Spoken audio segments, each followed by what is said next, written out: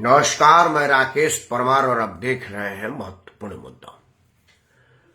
मित्रों, महत्वपूर्ण मुद्दा में आज सबसे महत्वपूर्ण विषय तो यह था कि यदुवंश का राजनीतिक सूरज आज मध्य प्रदेश में चमका।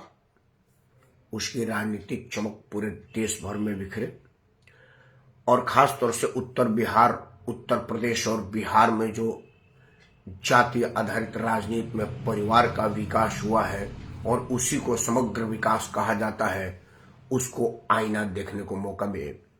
चर्चा तो आज इसी विषय पर था, लेकिन लोकतंत्र के मंदिर पर आज पुनः एक बार आज ही के दिन करीब 22 वर्ष बाद एक हमला जैसा कुकृत्य किया गया, कुचेष्टा की गई। इसलिए आज का महत्वपूर्ण मुद्दा वो ना रह करके ये हुआ है। आज जो यादव जी ने मध्य प्रदेश के मुख्यमंत्री की कमान संभाली है, वो छठी फेल नहीं है, ना ही उनके पिताजी ने उनको राजनीतिक विरासत में दिया है। यादव जी BA LLB और PhD स्कॉलर है, डॉक्टर मनोज कुमार यादव। उनका नाम के आगे कई विभूति और कई डिग्रियां जुड़ी हुई है, किसी के अनुकंपा पर नहीं है। इसलिए यादव जी का आज का मुख्यमंत्री बनना या सहाय साहब का आज का मुख्यमंत्री बनना जातीय आधारित राजनीति में परिवार का विकास नहीं, समग्र विकास है। इनके पूर्वज में से कोई मुख्यमंत्री नहीं था, आगे होगा इसकी गारंटी नहीं है। यह भाजपा का यादव है, लालू का यादव नहीं है, मुलायम का यादव नहीं है। इसीलिए यह यादव परिवार का यादव नहीं है, समाज का यादव है, देश का यादव है। यह यादव ये बताता है कि भारतीय जनता पार्टी में कोई भी मुख्यमंत्री बन सकता है, यह नहीं कि सिर्फ हम ही मुख्यमंत्री बन सकते हैं और कोई नहीं। विषय आज यह था, लेकिन अनफॉर्चुनेट आज विषय बदल गया। मित्रों, दिन भर 1 बजे के बाद से तो और कुछ टीवी पर रहा नहीं।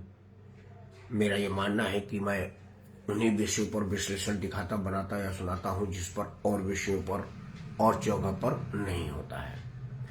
इसलिए मैं यह नहीं कहूंगा कि वो क्या था, कैसे था। मेरा प्रश्न थोड़ा अलग है। देखिए, 2 चैनल पर मैं भी था। आप लोगों को पता ही है कि मैं छोटे मोटे चैनलों पर आता रहता हूं। चैनल पर आके जो राजनीतिक प्रक्रियाएं आई या जो हमारे साथ राजनीतिक दल के प्रवक्ता जुड़े हुए थे, उन सब ने अपने अपने हिसाब से इसको लिया। जैसे भारतीय जनता पार्टी के प्रवक्ता ने कहा कि वो जो महिला ने इसमें बढ़ चढ़ के भाग लिया है वो किसान आंदोलन में थी और कांग्रेस से जुड़ी हुई है। कांग्रेस प्रवक्ता ने उसके काउंटर में कहा कि यह अजीब विडंबना है कि जब जब संसद पर हमला हुआ है तब तो भाजपा शासन में रही है। उसी तरह से अलग अलग एक राजनीतिक प्रवक्ता थे, उन्होंने कहा कि यह आतंकवादी है, सिर्फ मुसलमान आतंकवादी नहीं होता। मतलब सबका अपना अपना बयान था। मैं कई बार आपके सामने कह चुका हूं कि हमारा लोकतंत्र अभी इमेच्योर है, बच्चा है, अभी वो विकसित पूर्णता से हुआ ही नहीं है। क्योंकि जिस तरह के बिहेवियर्स हम दिखा रहे हैं, प्रदर्शित कर रहे हैं, वह यह बताता है कि हमें अभी लोकतंत्र के परिपक्व होने का इंतजार करना पड़ेगा। कब होगा मैं नहीं कह सकता। दुनिया में हम विदेश में मतलब दुनिया से कंपटीशन करते हैं। हम कहते हैं कि हम अमेरिका से आगे निकल जाएंगे, हम फलाना देश से आगे निकल जाएंगे।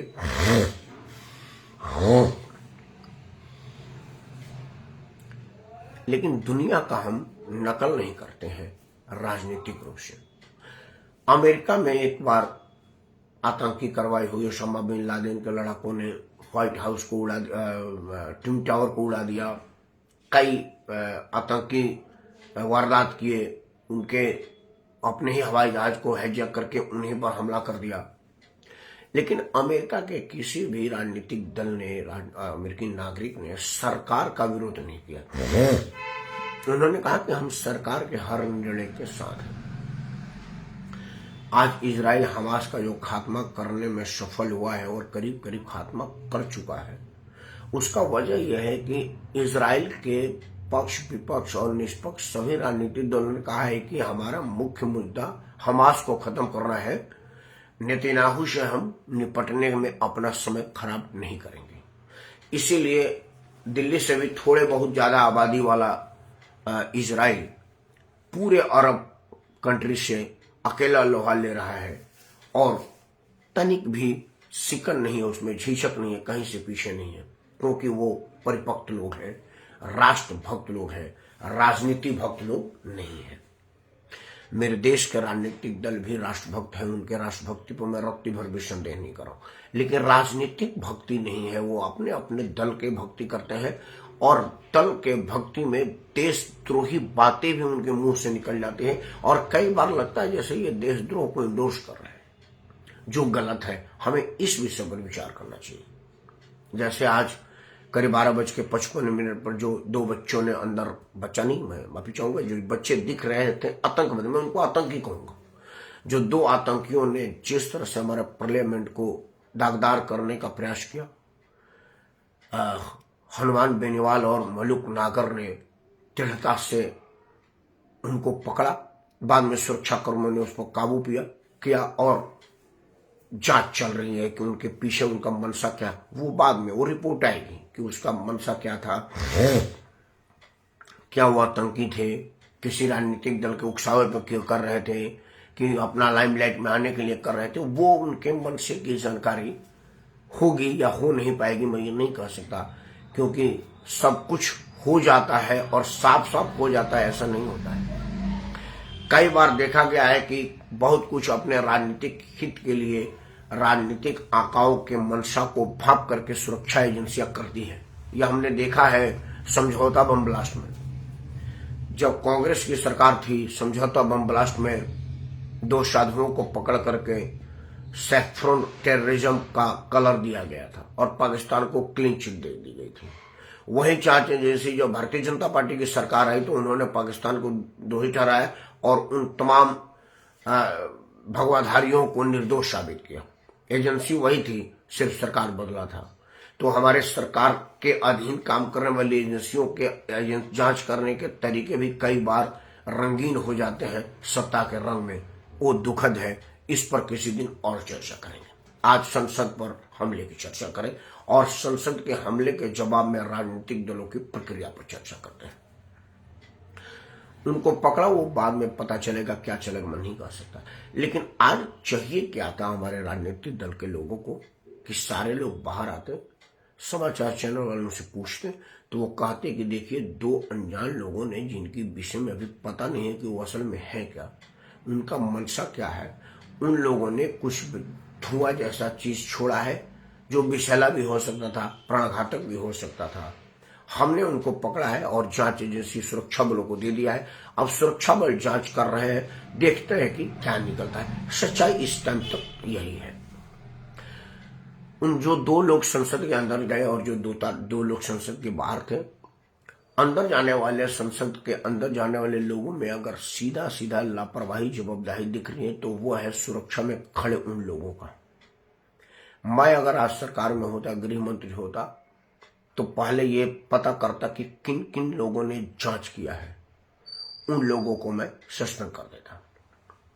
क्योंकि पार्लियामेंट में मैं भी गया हूं, पुराने वाले में भी गया हूं, अभी नए वाले में जाने का मौका नहीं मिला है। पुराना वाला पार्लियामेंट में मैं गया हूं, मैं देखा है, मैं एनेक्सी में गया हूं कई बारी। पार्लियामेंट के संसदीय सौध, जिसको पार्लियामेंट एनेक्सी बोलते हैं, वहां भी 4-5 चरण में जांच होती है। आप मोबाइल लेके जाएंगे नहीं जाएंगे, ये अंदर से कहलवाया जाता है। पत्रकार लोग और कुछ विशेष छूट वाले लोगों को मोबाइल लेके जाने के, उस पास पर लिखा होता है विद मोबाइल, नहीं तो आपका मोबाइल जमा कर लिया जाएगा।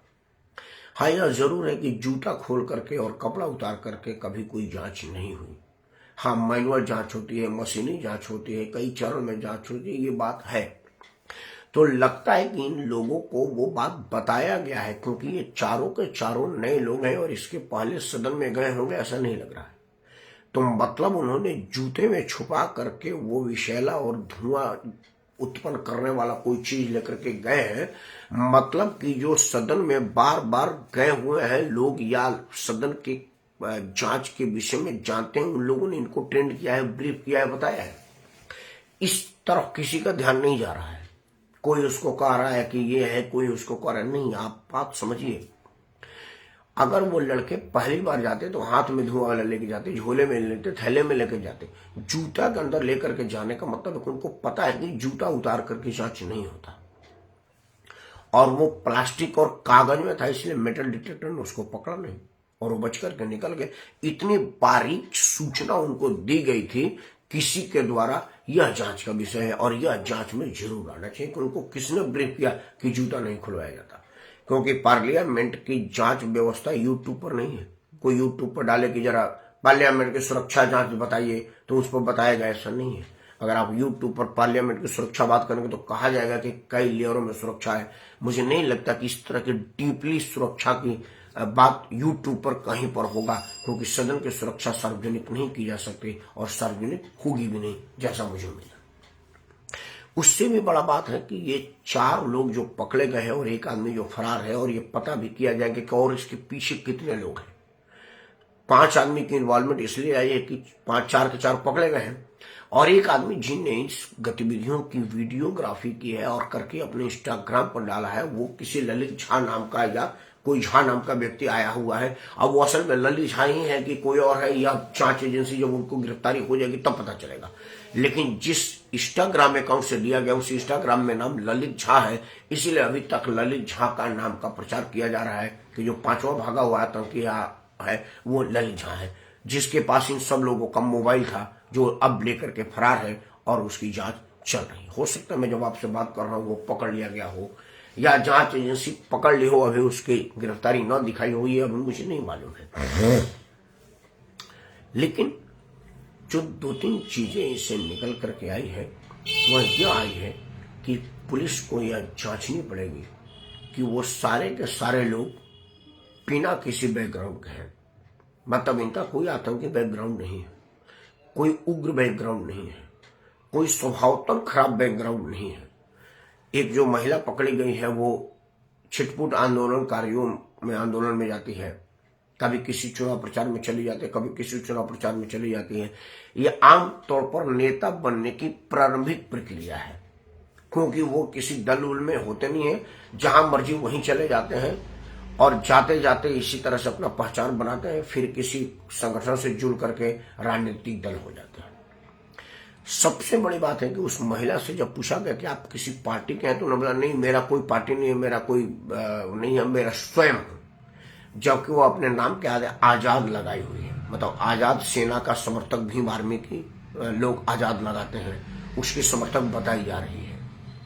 लोक दल के मंच पर भाषण देते हुए दिख रही है और किसान आंदोलन में सक्रिय भूमिका निभाई है। कई वीडियो उसके हैं। हालांकि किसान आंदोलन में हमारी मंत्री साहिबा ने कहा है कि इसमें आतंकी है, आज ये पुख्ता होता हुआ नजर आ रहा है। हालांकि खालिस्तानी झंडा और पोस्टर किसान आंदोलन में दिख चुका है। यह जांच का विषय है कि क्या किसान आंदोलन में कुछ सुरक्षा में लापरवाही हुई है और क्या कुछ देशद्रोहियों ने और हमारे देश के दुश्मनों ने किसान आंदोलन के लोगों को भड़काया है, अपने पास अपने पाले में लाया है क्या? क्योंकि खालिस्तान समर्थक पुन्नू अमेरिका में जो रह करके कनाडा से ऑपरेट करता है, उसने एक वीडियो बयान जारी करके आज के तारीख में सुरक्षा बलों को चैलेंज किया था कि सदन के अंदर या सदन के बाहर आज हम हंगामा करेंगे। और खालिस्तानियों ने किसान आंदोलन को प्रभावित करने का प्रयास किया था और किसान आंदोलन में यह महिला भाग ली थी। यह सब कड़ियां जुड़ेंगी तो कई कड़ियां और जुड़ेंगे और कई लोग इसमें और जुड़ेंगे, ऐसा मुझे लग रहा है। क्योंकि मामला इतना आसान है नहीं जितना दिखता है। वो 4 लोग हैं, चारों 4 राज्य के हैं, एक यूपी का, एक बिहार का, एक हरियाणा का, एक महाराष्ट्र का है। चारों के बैकग्राउंड एक नहीं है, ना ही वो किसी एक कॉलेज में पढ़े हुए हैं, ना ही किसी एक संस्था से जुड़े हुए हैं, सबके सब अलग है। और सबको जोड़ करके एक जगह इकट्ठा करना और एक समय में एक ही काम करवा देना, मतलब सदन के अंदर जिसने धुआं छोड़ा सेम टाइम में सदन के बाहर भी धुआं छोड़ना और अंदर कोहराम और बाहर जय जयकार लगाना, यह बताता है कि यह सब सोची समझी साजिश है और कोई बड़े साजिश की आशंका है। एक आशंका यह भी है कि 13 तारीख को आज हंगामा करके 24 के चुनाव को प्रभावित करने का प्रयास हो सकता है। क्योंकि जो नरेंद्र मोदी इस बात का गुणगान करते हैं कि हमारे रहते राष्ट्र झुकेगा नहीं, जो पाकिस्तान की औकात बता रहा है, अमेरिका से आंख में आंख मिला के बात करता है जिसके सामने दुनिया की सारी शक्तियां त्राहिमाम है और वो किसी को भी कुछ भी कह सकता है। कनाडा जैसे पश्चिमी बड़े मुल्क और शक्तिशाली मुल्क को घुटने पर ला देने वाला नरेंद्र मोदी के अपने वोटरों के सामने ये बताया जा सकता है कि सुरक्षा व्यवस्था ऐसी थी कि सदन में हमला हो गया, वो धुआं की जगह अगर जहरीला धुआं होता तो नेता विपक्ष राहुल गांधी उसी सदन में थे जिस वक्त ये धुआं छोड़ा गया था। उसका खामियाजा कौन भुगतता, इसका जवाबदेही कौन लेता, यह भी एक एंगल है और इस पर भी विचार किया जा सकता है। लेकिन जो भी हो, यह एक आतंकी कार्रवाई है, चाहे सरकार को बदनाम करने के लिए की गई हो या सरकार पर हमला करने का प्रयास किया जा रहा हो, यह मैं नहीं कह सकता। लेकिन एक बात तो जरूर है कि अब सदन का सुरक्षा और बढ़ जाएगा, क्योंकि सुरक्षा का मैं 2001 के पहले का सुरक्षा का मैं गवाह हूं। तब क्या था कि संसद में जो लोग जाते थे, कई बार मैंने अपने गाड़ी से संसदों को गेट तक छोड़ा है और पोर्च में उतरा हूं, पोर्च के गेट तक अंदर गया हुआ हूं। मैं कई बार अंदर तक जाने में सफलता पाया और सुरक्षा वाले रोकते नहीं, जी नेताजी का बैग ले लिया, जरा वो भारी है उनसे नहीं जा रहा है, नेताजी के कागज छूट गया जी मैं जा रहा हूं अंदर दे आने के लिए, सोचो हाँ वही यहाँ जाके दे दीजिए। लेकिन जब आज ही के दिन, आज से 22 साल पहले हमला हुआ था 2001 में, तब से कोई भी नेता की गाड़ी अंदर तक नहीं गई, वो बाहर पार्किंग होती, उसके बाद अंदर पार्लियामेंट की कारें घूमती रहती हैं, यह भी देखा है। वो उसके बाद परिवर्तित किया गया, अब जूता भी खोल करके जांच होगा, यह फाइनल हो गया है। तो वो जो लोग गए थे वो इस बात का रेकीकरण तो नहीं कहते कि आगे मैं करूंगा, क्योंकि अब इस तरह की लापरवाही नहीं होगी, यह तो बात मालूम है। क्योंकि एक कार टकरा गई थी तो सारे पार्लियामेंट में सुरक्षा रिवाइज कर दिया गया था। एक गलती से सांसद के कार टकराने से हूटर बच गया था तो और ज्यादा कड़ा कर दिया गया था। तो सुरक्षा तो और कड़ा हो जाएगा, लेकिन जो सरकार को बदनाम करने का साजिश की वो इसमें आ रही है। नरेंद्र मोदी ने अभी 3 राज्यों में सफलता पाया है, 3 राज्यों में अपने मर्जी से मुख्यमंत्री बनाया है। लोकप्रियता के शीर्ष पर बैठे शिवराज सिंह चौहान को दरकिनार करके तनिक भी झिझके नहीं है। राजस्थान में महारानी को जो जवाब दिया है, उन सब चीजों पर जो नरेंद्र मोदी की वर्चस्व बढ़ी है, राजनीति में दबदबा बढ़ा हुआ है, उस दबदबा को प्रभावित करने का क्या यह एक राजनीतिक साजिश थी, इस विषय पर भी जांच होनी चाहिए। और अगर ऐसा था तो मैं समझूंगा कि अब इससे गिरी हुई और इससे ओछी राजनीति का और कोई उदाहरण ना देखने को मिले, यही मैं दुआ करूंगा। और इन्हीं दुआ के साथ आप सबसे प्रार्थना करता हूं कि एक बार आप अपने जन प्रतिनिधियों पर यह दबाव बनाएं कि आप बड़े कब होंगे। महाभारत में शकुनी बार बार अपने भांजे को कहता था कि दुर्योधन तुम बड़े कब होगे। आज मैं कह रहा हूं अपने लोकतंत्र के सारे नेताओं को कि हे राजनेताओं, हे जनता के प्रहरियों, हे जनता के नुमाइंदों, तुम बड़े कब होगे, मैच्योर कब होगे और कब जवाबदेही सुनिश्चित करोगे और कब जिम्मेदार राजनीतिक बनोगे, यही बताना। उसी दिन की उम्मीद में मैं राकेश परमार आप सबको सादर प्रणाम करता हूं। जय हिंद, वंदे मातरम।